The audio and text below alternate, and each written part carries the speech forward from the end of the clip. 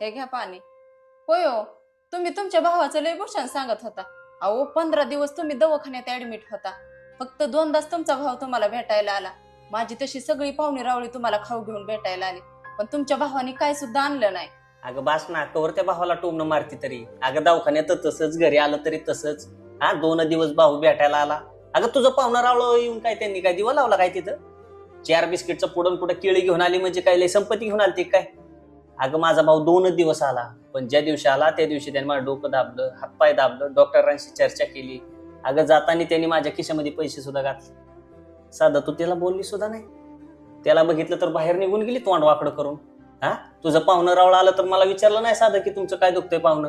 हा शेजारी गप्पा मारत बसला असलं तर तुझं पाहुणं आणि त्यांचं भूषण सांगते होय मला. अगं माझा भाऊ 2 दिवस आला, ज्या दिवशी मला सोडायचं होतं त्या दिवशी त्यांनी मेडिकलचं सगळं बिल भरलं. तुझ्या पाहुण्यांनी काय केलं ग?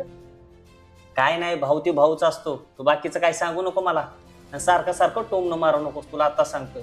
अगं तो असं करून करून आमच्या दोघांमध्ये वाद निर्माण केलाय, माणसात माणूस ठेवला नाही. अगं एवढा मोठा दसऱ्याचा सण झाला तर माझ्या भावाच्या पाया पडाय सुद्धा नाही केली तू. अगं तुला काय कमवायचं नेमकं? काय मिळवणार आहेस तू असं वागून? जेवढा आमच्यामध्ये वाद निर्माण केलाय ना तेवढा बास की, आता अजून काय मारते का आम्हाला? शोभतंय का तुला? लाज वाटली पाहिजे तुला. ओ मला नका तसलं अजिबात शिकवू.